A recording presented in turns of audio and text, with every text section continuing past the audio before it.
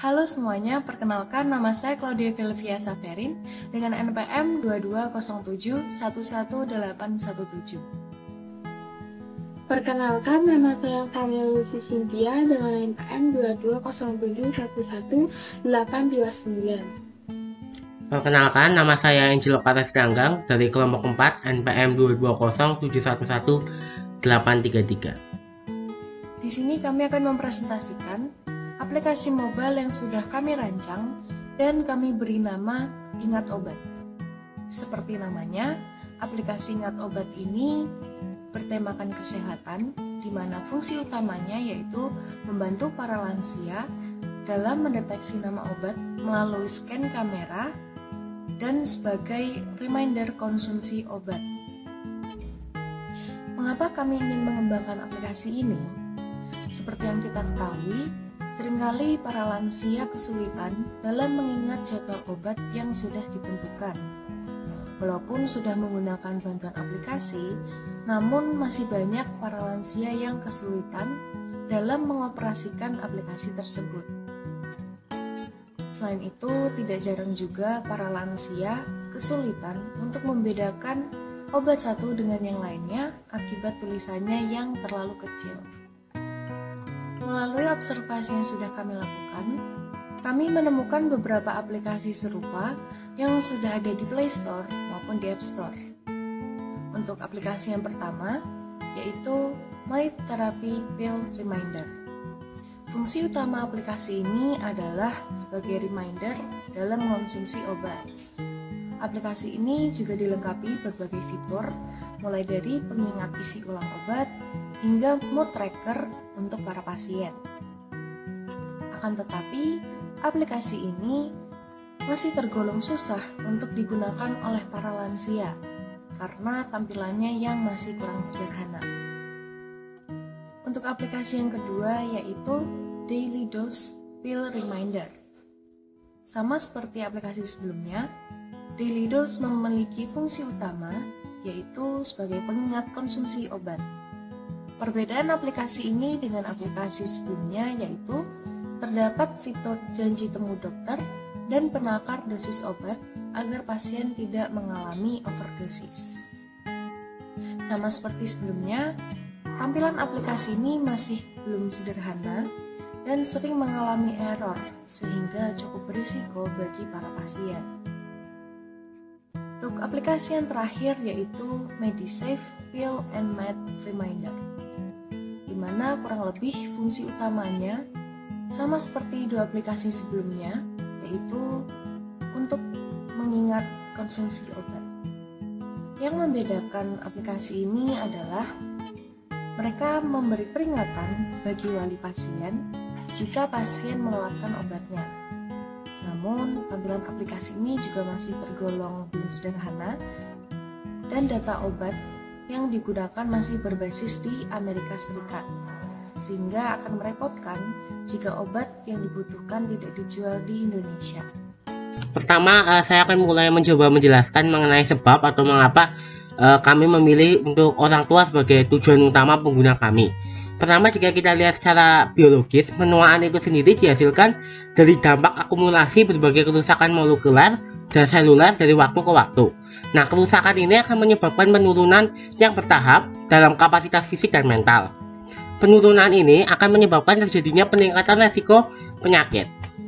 Nah, jika kita lihat dari konteks di luar dari biologi, maka penuaan seringkali dikaitkan dengan transisi kehidupan seperti pensiun atau relokasi ke perumahan yang lebih baik dan mungkin kematian teman ataupun saudara.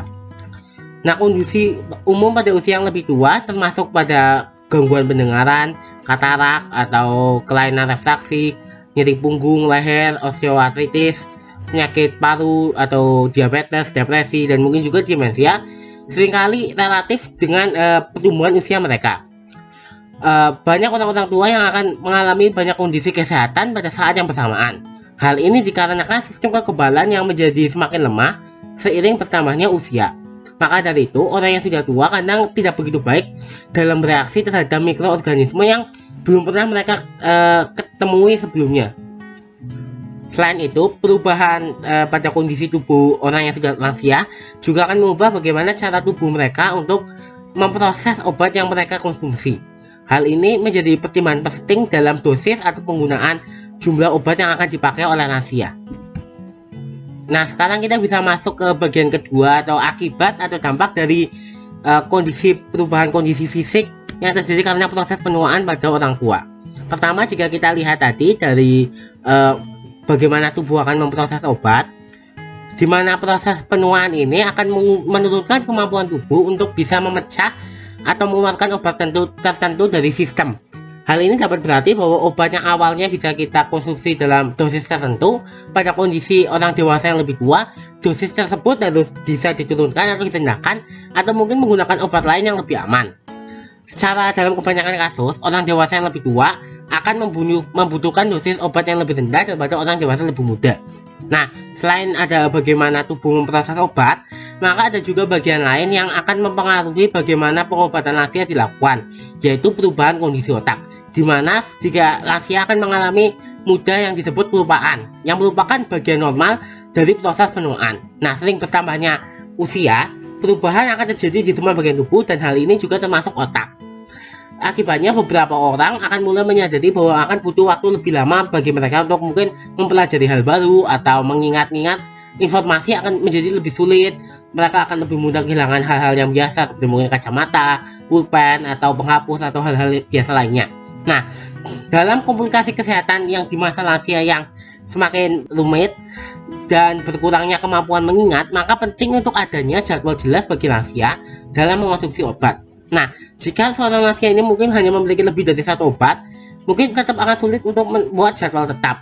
Faktanya, banyak peneliti yang menemukan bahwa 60% manula seringkali menyalahkan obat-obatan mereka, terutama dalam bentuk dosisnya. Pengingat obat dapat berfungsi baik sebagai cara yang agar lansia bisa tetap jalur dalam pengobatan mereka. Maka dari itu, melihat kondisi sebab akibat atau kausalitas yang ada, kami memutuskan untuk membuat aplikasi yang diberikan nama Ingat Obat, yang bertujuan secara fokus untuk membantu lansia dalam membuat jadwal penggunaan konsumsi obat sehingga mereka bisa membuat jadwal yang lengkap dan sesuai dosis yang diperlukan dan disediakan oleh layanan medis sehingga mereka tidak mengalami kesalahan dosis maupun kesalahan minum obat. Aplikasi ini kami buat sesederhana mungkin agar mudah diaplikasikan oleh para lansia, seperti warna yang soft dan ukuran tulisan yang agak besar. Kenapa kami memilih itu? Agar para lansia tidak sakit mata dan memudahkan para lansia untuk membaca tulisan pada aplikasi tersebut. Kemudian, ada beberapa fitur-fitur yang dapat digunakan dalam aplikasi ini. Contohnya, fitur scan. Fitur scan ini, para pengguna meng-scan obat yang ingin diketahui. Kemudian, dikarenakan para lansia sulit untuk membaca informasi yang ada pada obat tersebut, maka aplikasi akan membacakannya melalui suara yang akan dikeluarkan dari aplikasi. Kemudian ada data pasien. Data pasien ini diisi oleh wali pasien yang diedit dan disimpan. Gunanya ketika pasien berkonsultasi dengan dokter, maka dokter dapat menggunakan data pasien tersebut. Contohnya, pasien memiliki alergi apa dan juga obat rutinnya apa dan lain-lain. Setelah itu, ada fitur pencarian obat. Di sini, para pengguna dapat mencari nama obat, kemudian akan ditunjukkan fungsi obat, kandungan, takarannya berapa tablet per hari atau per jam, dan juga cara pengonsumsian obat tersebut. Kemudian fitur lokasi. Fitur lokasi ini akan mengakses lokasi pengguna dan memunculkan apotek atau rumah sakit terdekat. Setelah itu juga dimunculkan statusnya buka atau tutup. Kemudian ada data wali.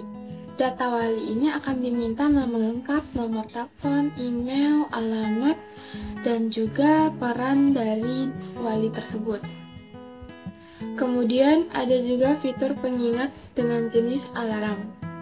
Di sini pengguna dapat menambah pengingat sesuai dengan jadwal minum obat.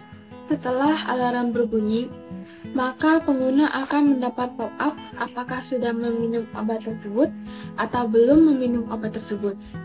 Ketika pengguna menekan tombol sudah, maka akan langsung dikembalikan ke halaman utama.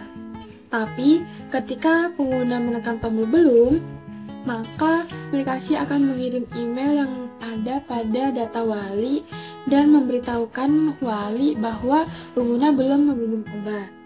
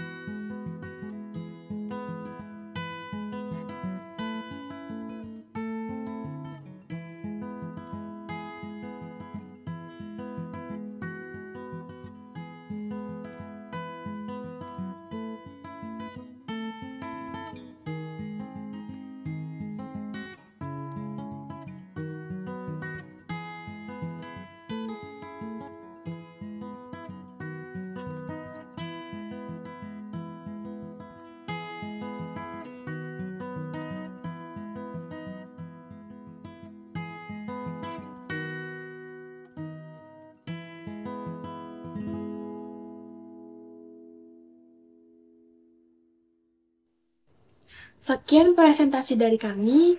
Mohon maaf bila ada salah kata. Terima kasih.